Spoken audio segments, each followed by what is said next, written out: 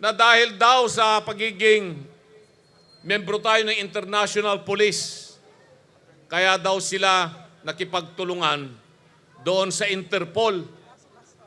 Sabi ni Atty. Panelo, sabi niya, bulahin mo ang lelang mo. Sabi ko, huwag niyo na kaming bulahin. Dahil maliwanag na alam nyo na yung Interpol, ahensya lamang po yan ng ICC. Ang ICC ang principal. Kung nakipagtulungan ka doon sa ahente, nakipagtulungan ka na rin sa principal. Because the act of the agent is also the act of the principal. Hi. Magandang gabi sa ating lahat. Sa aking mga kapwa Ilocano, taas nga niyo yung mga kamay ninyo. Naimbag na rabi kada kaya amin na po. At dinduman, itiayan niyo itata. Sa mga kapwa ko Pangasinan, masanto siya labit si kayo namin. Sa ating mga kababayan sa Central Luzon, Pampanga at Tarlac, maya pabengi kay Kungan. Sa mga kapwa Bicolano, mare gabi sa inyo, Kapos, at sa ating mga minamahal na Bisaya, maayong gabi kaninyong tanan. At sa ating mga kapatid na Muslim, Assalamualaikum. Alam po ninyo, wala na ako masasabi rito. Nasabi na nung mga unang nagsalita. Si Atty. Vic, nagsalita na. Si Atty. Jimmy, nagsalita. At siyempre, si Senator Bato, nagsalita na. Pero ako'y naka-jacket ngayon. Ang jacket ko ay parang pulis.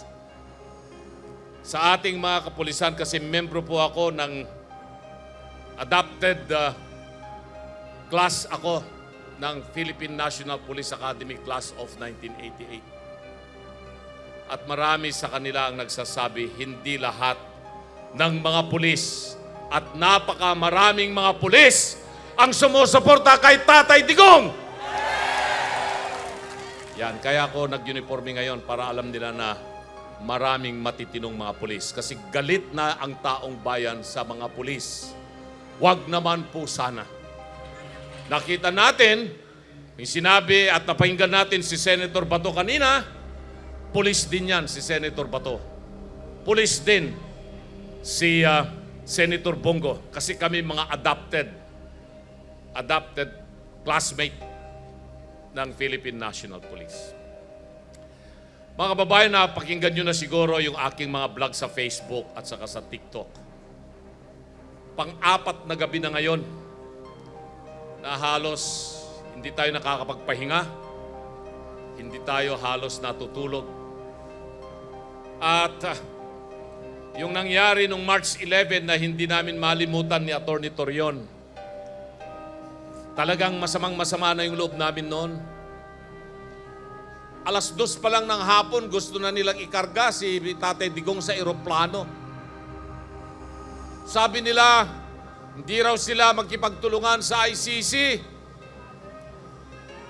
May sulat pa ang Malacanang kay BP Sara ng December 2023 at nakalagay doon na sabi nila na hindi nila papayagan yung ICC na mag-imbestiga o kaya'y huliin si Tatay Digong o sino mang Pilipino na dinimanda nila noong 2017 dahil daw 2019 hindi na nga tayo membro ng ICC. Lahat tayo naniwala sa ganun. Opisyal po yan na kanilang inilagay sa sulat. Pero pagkatapos nun, nabanggit na ni Senator Bato na dahil daw sa pagiging membro tayo ng International Police, kaya daw sila nakipagtulungan doon sa Interpol. Sabi ni Atty. Panelo, sabi niya, bulahin mo ang lelang mo. Sabi ko, huwag niyo na kaming bulahin. Dahil maliwanag na alam nyo na yung Interpol, ahensya lamang po yan ng ICC. Ang ICC ang principal. Kung nakipagtulungan ka doon sa ahente, nakipagtulungan ka na rin sa principal. Because the act of the agent is also the act of the principal. Basic po yan sa aming mga abogado. The agent always follow the principal. Ito ngayon ang sitwasyon natin para sa inyong kaalaman. Masyadong maingay yung mga taga-suporta ng kabila kahit na 20% na lamang sila ng sambayanan. Pero maingay sila dahil hawak nila ang media. Hawak nila ang kapangyarihan. Kung inyong mapapakinggan yung kanilang mga sinasabi sa mainstream media, ang sinisisi nila ay dahil daw 30,000 na Pilipino ang pinatay ng EJK ni Tatay Digong. Saan yung 30,000 na yan? Sinulat lamang yan ng Rappler at saka Inquirer at inulit-ulit nila. Marami rin sa mga ating mga kababayan ang naniwala nga meron ng 30,000. Pero kung titignan mo yung warrant of arrest na ginamit nila sa pag-aresto kay Tatay Digong, ilan yung pinatay daw? 19 daw sa Davao, 24 sa buong Pilipinas.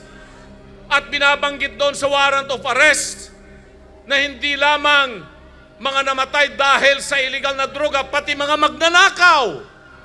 Nakalagay doon. Alleged persons who have been using drugs and thieves.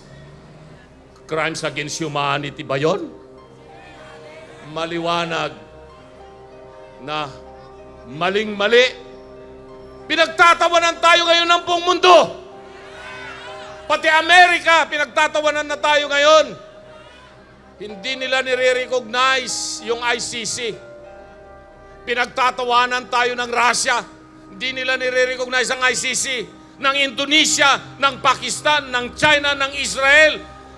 60 nations all over the world don't recognize the International Criminal Court. But here in the Philippines, despite the fact that we are not members of the ICC, we have surrendered a Filipino, the greatest president ever, Tatay Digong, in the hands of the foreigners. Yan ang nakakasakit sa akin, mga kababayan. 3 gabi po akong halos walang tulog. Tinitingnan ko ako anong nangyari. Sinasagot ko lahat yung mga nagkokomento sa akin. Pero kaninang umaga, sabi ko, mamamatay na ako rito kung hindi ko ilalabas yung sama ng loob ko. Kaya po ako'y naiyak kaninang umaga. Umiyak po ako kahit nasabihin pa ni Mayor Basti with all due respect at ni Atty. Vic Rodriguez na hindi ito panahon na tumulo ang luha natin. Si Tatay Digong nga, iyakin din na katulad natin. Kung ang ipinaglalaban natin ay ang karapatan ng bayan at karapatan ng bawat mamamayang Pilipino, hindi po ako nahihiya na lumuha. Lumuha na po kayo, umiyak na po kayo, upang sa ganon, panumbalik ang inyong lakas na labanan itong kasamaan na umiiral dito sa ating bayan sa ngayon. Pero tama yung sinabi ni Senator Bato, huwag tayong gagawa ng anumang marahas na hakbang para bigyan sila ng pagkakataon na mag-declare ng martial law dahil iyan ay kasama sa kanilang plano. Tanggalin nila si BP Sara, ipatalo lahat ang senatorial candidates ng PDP laban Team Suka, at mag-declare sila ng martial law. Kaya ito, makikita nyo, sino ang mga mastermind? Inaamin nila doon sa aming, hindi naman debate yon, appearance sa media, sa Head Start ni Karen Davila at doon sa On Point ni Pinky Webb. Umapir ako doon, binanggit ko na kung paano yung ginawa nilang manyobra, illegal na ginawa ng mga kapulisan. Alam na po ninyo yon. Pero sumunod, isang cabinet member, senior cabinet member ang nagsalita. At alam ninyo po, sa batas, meron tayong tinatawag na Doctrine of Qualified Political Agency. Ibig pong sabihin nun, kung ano ang sinasabi ng mga cabinet members, iyon ang sinasabi ng presidente ng Pilipinas. Kung anong salita ng isang cabinet member, iyon ang salita ng presidente ng Pilipinas hanggat hindi binabago ng presidente ng Pilipinas. Ano ang inamin nitong cabinet member? Na talagang kumuha sila ng pribadong eroplano, ipinarada nila doon sa airport, doon mismo, sa area na pang presidente lamang. Sino ang nagbayad ng pribadong eroplano na yon? Inamin nila. Kung magkano hindi natin alam, pero hindi bababayan ng 5 milyong piso. Tapos sa isang programa, tinanong uli ni Miss Pinky Webb kung sino sa mga cabinet members ang nakakaalam nito.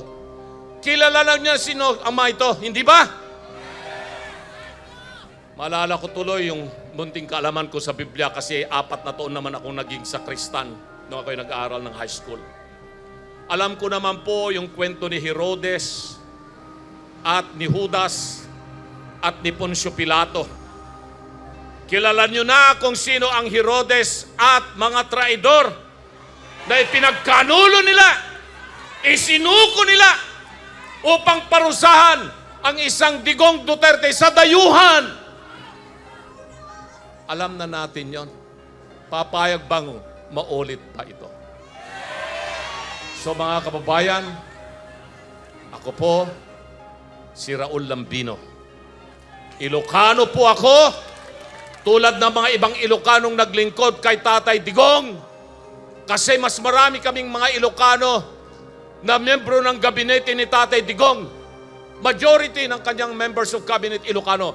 Wala po sa amin kahit isang Ilocano ang tumatalikod kay Tatay Digong. Kasi ang totoong Ilocano ay merong paninindigan, may pagmamahal sa bayan at sa bawat mamamayang Pilipino. Mabuhay po kayo. Maraming salamat.